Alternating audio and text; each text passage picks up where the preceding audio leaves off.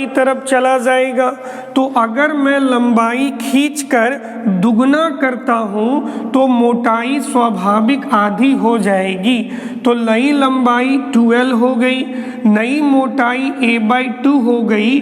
तो नया प्रतिरोध जो होगा R डैश, नया प्रतिरोध जो होगा वो होगा R डैश, तो होगा रो L डैश बटे A dash, row L dash बटे A dash, row L dash बटे A डैश होगा। तो हम लिखेंगे रो, क्योंकि रो तो नहीं बदलता है, हम लिखेंगे L डैश, तो L गुने 2 यानी 2L लिख देंगे, और A डैश को लिखेंगे A/2, तो हम यहाँ पर लिखेंगे A/2, तो 2 ऊपर हो जाएगा, तो 2 2 जा 4, तो R डैश बराबर रो L/A, L/A और 2 2 जा 4, और रो L/A को, रो L/A को तो R कह सकते हैं। तो हमारा पोर्शन हो गया R डैश बराबर R इंटू 4, R इंटू 4। तो R देखिए पुराना प्रतिरोध है, पुराना प्रतिरोध 12 है, तो 12 इंटू 4 इज इक्वल टू 48 ओम। ये हमने डिटेल में भी समझ लिया है और हमने ट्रिक के जरिए भी चीज़ों को समझ लिया है। तो आप ये समझ गए हैं कि अगर यहाँ 16 दे दे, 10 दे दे, लेकिन अगर लंबाई को दुगना करने के लिए बोले तो हम ट्रिक के जरिए MCQ भी बना सकते हैं और डिटेल के जरिए 2 नंबर का जवाब भी ला सकते हैं। उम्मीद है कि मैं आपको बेहतर तरीके से समझा पा रहा होगा। अगर आपको मेरी वीडियो अच्छी लगती है तो आप जो है चैनल को लाइक भी करना, वीडियो को लाइक भी करना है और शेयर भी करना है, और अगर आप चैनल पर नए हो तो चैनल को सब्सक्राइब भी करना है। तो चलिए आगे की क्लास को और हम बढ़ाते हैं। तो आपने 5 तरह के सवाल देख लिए हैं। अब चलिए मैं आपके सामने कुछ अगला सवाल रखता हूं।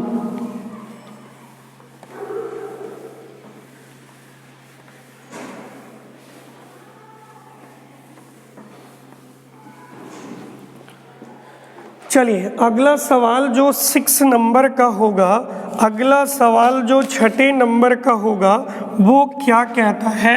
6ठा नंबर भी अपने आप में एक बेहतरीन सवाल है। वो कहता है कि सौथिल्य वक्र क्या है।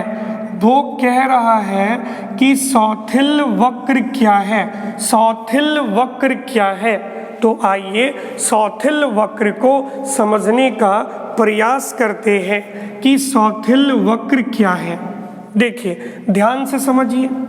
देखिए पहली बात तो क्या है कि सौथिल्य वक्र जो है वो लौह चुंबकीय पदार्थ प्रदर्शित करते हैं। सौथिल्य वक्र को कौन प्रदर्शित करता है, तो लौह चुंबकीय पदार्थ प्रदर्शित करते हैं, लौह चुंबकीय पदार्थ प्रदर्शित करते हैं। सौथिल्य वक्र को लौह चुंबकीय पदार्थ प्रदर्शित करते हैं। अब जरा ध्यान दीजिए, अगर मैं चुंबकीय क्षेत्र को यानी B को बढ़ाता हूं, अगर मैं चुंबकीय क्षेत्र B को बढ़ाता हूं तो याद रहना चाहिए कि चुंबकन की तीव्रता I जो है पहले तो धीरे धीरे बढ़ती है, पहले तो धीरे धीरे बढ़ती है, लेकिन धीरे धीरे बढ़ने के बाद थोड़ी देर के बाद ये शार्पली बढ़ जाती है। धीरे धीरे बढ़ने के बाद ये शार्पली बढ़ जाती है, धीरे धीरे बढ़ने के बाद ये शार्पली बढ़ जाती है। तो इन दोनों का जो ग्राफ है B और I का जो ग्राफ है, B और I का जो ग्राफ है वो एक वक्र रेखा हो जाता है, एक टेढ़ी रेखा हो जाता है, और इसी वक्र को हम कहते हैं सौथिल वक्र। इसी वक्र को हम सौथिल वक्र कहते हैं। मैंने बच्चों कहा कि सौथिल वक्र जो है वो लौह चुंबकीय पदार्थ ही प्रदर्शित करते हैं। सौथिल वक्र को लौह चुंबकीय पदार्थ ही प्रदर्शित करते हैं।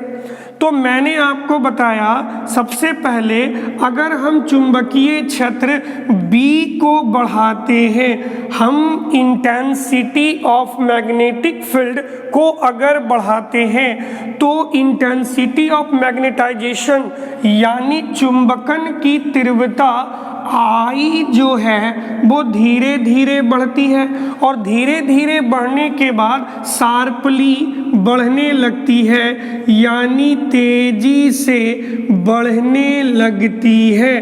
तेजी से क्या होती है? बढ़ने लगती है। तो इसी वजह से अगर हम B और I का ग्राफ बनाते हैं तो हमेशा वक्र रेखा में मिलता है, और इसी वजह से इस वक्र रेखा को हम सौथिल वक्र कहते हैं। तो उम्मीद है कि आपने हाइपोथेसिस लूप यानी सौथिल वक्र को भी समझ लिया होगा, और एक ऑब्जेक्टिव भी यहाँ से बना सकते हैं कि लौह चुंबकीय पदार्थ कौन सा वक्र प्रदर्शित करते हैं, तो सौथिल वक्र प्रदर्शित करते हैं। ये जो सौथिल वक्र है, ये जो सौथिल वक्र है वो लौह चुंबकीय पदार्थ होगा, और लौह चुंबकीय पदार्थ कौन है? लोहा है, कोबाल्ट है, निकेल है। तो ये अपने आप में भी एक सवाल है कि लोहा क्या है? लौह चुंबकीय पदार्थ। निकेल क्या है? लौह चुंबकीय पदार्थ। कोबाल्ट क्या है? लौह चुंबकीय पदार्थ। उम्मीद है कि आपने छठे नंबर का भी सवाल बड़े ही ध्यान से और अच्छे तरीके से समझ लिया होगा, और अगर आप इसे कॉपी में नोट डाउन कर लेते हैं तो आपको ये चीज़ें याद हो जाएगी, और जब ये याद हो जाएगी तो आप एग्ज़ाम में बेटर परफॉर्मेंस करने लगेंगे। और हमारे क्लास का, हमारे रिवीजन क्लास का बिल्कुल यही मतलब होगा कि आपके दिमाग में सीधे सवाल उतर जाए। तो एक बार वीडियो को शेयर भी ज़रूर करेंगे, ठीक है ना। अब हम आगे बढ़ते हैं और 7वें नंबर का सवाल डिस्कस करते हैं। सवाल कहता है कि एक लंबे तार में 5 एम्पियर की धारा भेजी जाती है। 5 एम्पियर की धारा भेजी जाती है, तो तार से 10 सेंटीमीटर दूर 10 सेंटीमीटर दूर किसी बिंदु पर चुंबकीय क्षेत्र क्या होगा? चुंबकीय क्षेत्र क्या होगा? चुंबकीय क्षेत्र जो है किसी बिंदु पर क्या होगा? ये सवाल पूछा जा रहा है कि चुंबकीय क्षेत्र क्या होगा। देखिए ध्यान से समझते हैं। धारा जो है वो 5 एम्पियर है, और दूरी जो है वो 10 सेंटीमीटर है। तो सेंटीमीटर को पहले मीटर में बनाएंगे, तो 10/100 यानी 1/10 मीटर, यानी बच्चों कितना मीटर? 1/10 मीटर। अब याद रखना बच्चों, सीधे तार का जो चुंबकीय क्षेत्र होता है, सीधे तार का चुंबकीय क्षेत्र जो होता है, सीधे तार का जो चुंबकीय क्षेत्र होता है वो चुंबकीय क्षेत्र होता है mu naught by 4 pi 2I बटे R. Mu naught by 4 pi 2I बटे R. Mu naught by 4 pi 2I बटे आर। तो बच्चों म्यू नॉट बाई 4 पाई है, म्यू नॉट बाई 4 पाई है, इसका मान 10 पे पावर -7 होगा। म्यू नॉट बाई 4 पाई का मान 10 पे पावर -7 होगा, इंटू 2 होगा, इंटू I, तो I का मान 5 है और R का मान जो है 1/10 मीटर है।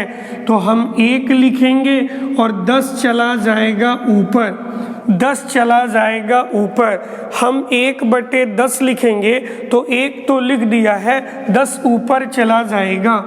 तो 10 टू दी पावर -7, 2 पचे 10 और 10 गुने 10 यानी 100, तो -7 में 2 जाएगा तो 10 पे पावर -5, -7 में 2 जाएगा तो 10 पे पावर -5, और चुंबकीय क्षेत्र का मात्रक जो होगा वो टेस्ला होगा। तो 10 पे पावर -5 टेस्ला इसका जवाब होगा। उम्मीद है कि आप इस प्रश्न को भी अच्छे से समझ गए होंगे। आप जल्दी से इसे लिख भी लेंगे और इस तरह के सवाल अगर आते हैं एम्पियर और दूरी चेंज करके तो आप इस तरह के सवाल बना सकते हैं, इस तरह के सवाल आप सीख सकते हैं। तो उम्मीद है कि आपको चीज़ें स्पष्ट समझ में आ रही होगी, ठीक है ना। तो अब आगे बढ़ते हैं, 8 नंबर का सवाल लेते हैं। 8 नंबर का सवाल कहता है कि गोलीय, जी हाँ, गोलीय विपथन या यूं बोलो कि रंगीन विपथन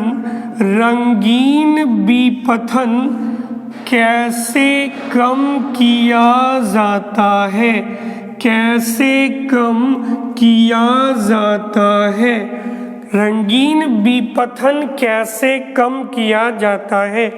तो इस तरह का ये बहुत इजी सवाल है कि रंगीन विपथन कैसे काम करेगा। तो ज़रा देखिए, आपने यहाँ पर देखा कि ये एक लेंस है। अगर हम लेंस के टुकड़े कर दें तो आपको यह वाला पोर्शन जो है प्रिज्म दिख रहा होगा, यह वाला पोर्शन जो है प्रिज्म दिख रहा होगा, और यह वाला पोर्शन भी है प्रिज्म दिख रहा होगा। और प्रिज्म से रंग 7 विभक्त होते हैं, प्रिज्म से 7 रंग विभक्त होते हैं। तो लेंस से भी रंगों के विपथन की त्रुटि हो सकती है। मेरी बात को समझने का प्रयास करिए। मैंने आपको कहा कि ये कोई लेंस है, तो लेंस का ऊपर वाला सिरा आप देखें, ये प्रिज्म की तरह है, और प्रिज्म पर जब श्वेत प्रकाश पड़ता है तो 7 रंगों में विभक्त होने का गुण होता है। यानी लेंस से रंगों की त्रुटि, रंगों का ऑर्डर डिसकलर हो सकता है, यानी रंगों का विभक्त हो सकता है, यानी रंगीन त्रुटि उत्पन्न हो सकती है। कह सकते हैं कि रंगीन त्रुटि उत्पन्न हो सकती है। तो अगर मुझे इसे कम करना है तो मैं क्या करूँगा, 2 लेंसों को आपस में जोड़ दूंगा, 2 लेंसों को आपस में जोड़ दूंगा। तो पूछा जाए कि रंगीन विपथन कैसे कम किया जाता है, तो हम बोल देंगे 2 लेंसों के संयोजन के द्वारा, 2 लेंसों के संयोजन के द्वारा रंगीन विपथन त्रुटि कम की जा सकती है। रंगीन विपथन त्रुटि कम की जा सकती है दो लेंसों के संयोजन के द्वारा। रंगीन विपथन त्रुटि कम की जा सकती है। हम ऐसी जानकारी लिख पाएंगे, ऐसी जानकारी समझ पाएंगे, ठीक है ना। अब हम अगला सवाल लेते हैं। अगला सवाल होगा कितने नंबर का? तो अगला सवाल होगा 9 नंबर का। 9 नंबर में कहता है पहला भूतरंगे, दूसरा कहता है आकाश तरंगे, दूसरा कहता है आकाश तरंगे, और तीसरा कहता है कि अंतरिक्ष तरंगे समझावे। हमें भूतरंगे समझाना है, हमको आकाश तरंगे समझाना है, और हमको अंतरिक्ष तरंगे समझाना है। तो आइए सबसे पहले मैं आपके बीच भूतरंगे समझाता हूँ। वैसे तरंगे जिसकी आवृत्ति 2 मेगाहर्ट्ज से कम हो। वैसी तरंगे जिसकी आवृत्ति 2 मेगाहर्ट्ज से कम हो, जिसकी आवृत्ति जो है 2 मेगाहर्ट्ज से भी कम हो, वो भूतरंगे हैं। ये भूतरंगे जो है पृथ्वी के वायुमंडल से ऊपर नहीं जाती है। पृथ्वी के वायुमंडल से ऊपर नहीं जाती है। कौन सी तरंगे? भूतरंगे। भूतरंगे जो है उसकी आवृत्ति 2 मेगाहर्ट्ज से भी कम होगा, और ये पृथ्वी के वायुमंडल से ऊपर नहीं जाती है, ये पृथ्वी के ही पृष्ठ पर घूमती है। ये पृथ्वी, जी हाँ बच्चों, यह पृथ्वी के पृष्ठ पर ही चलती है। तो आपने 3 बातें समझ लिया। 2 मेगाहर्ट्ज से कम भूतरंगे, पृथ्वी के वायुमंडल से ऊपर नहीं जाना है, और यह पृथ्वी के पृष्ठ पर ही चलेगी, या पृष्ठ के अनुदिश लिखना बेटर है। पृष्ठ के अनुदिश ही चलेगी, पृष्ठ के अनुदिश ही चलेगी। तो आपने सीखा कि भूतरंगे जो है वो आवृत्ति इतनी होती है, वायुमंडल से ऊपर नहीं जाती है, और पृथ्वी के पृष्ठ पर ही चलती है। आकाश तरंगे जो है वो 2 मेगाहर्ट्ज से 10 मेगाहर्ट्ज की आवृत्ति रखता है। आकाश तरंगे जो है वो 2 मेगाहर्ट्ज से 10 मेगाहर्ट्ज तक आवृत्ति रखता है। ये पृथ्वी के वायुमंडल से ऊपर जाता है, और ऊपर जाने के बाद आयन मंडल से टकराता है, और टकराकर वापस लौटता है। यानी ये आयन मंडल से परावर्तित होते हैं। ये आयन मंडल से परावर्तित होते हैं। 2 मेगाहर्ट्ज से 10 मेगाहर्ट्ज तक इसकी आवृत्ति होती है, और ये आपके पृथ्वी के वायुमंडल से ऊपर उठता है, और ऊपर उठने के बाद पृथ्वी के आयन मंडल से परावर्तित होता है, और परावर्तित होकर नीचे की ओर उतरता है, नीचे की ओर उतरता है। तो आपसे ऑब्जेक्टिव भी पूछ सकता है कि आयन मंडल से परावर्तित होते हैं, आयन मंडल से कौन से तरंगे परावर्तित होते हैं, हैं तो आप कहेंगे आकाश तरंगे। उम्मीद है कि आप ये दोनों तरंगों को बेहतर समझ चुके होंगे। अंतरिक्ष तरंगे क्या होती है, तो 30 मेगाहर्ट्ज से ज़्यादा आवृत्ति वाली जो तरंगे होती है वो अंतरिक्ष तरंगे होती है, और ये पृथ्वी के वायुमंडल से जाती है और आयन मंडल को भी पार कर जाती है, आयन मंडल से भी पार हो जाती है और पार होकर ऊपर जाती है, पार होकर ऊपर जाती है। और ऊपर कौन होता है, उपग्रह। उपग्रह से टकराकर पृथ्वी पर वापस लौटती है। पृथ्वी पर क्या लौटती है, वापस लौटती है। तो इसी को हम अंतरिक्ष तरंग कहते हैं। अंतरिक्ष तरंगे 30 मेगाहर्ट्ज से ज़्यादा आवृत्ति की होती है।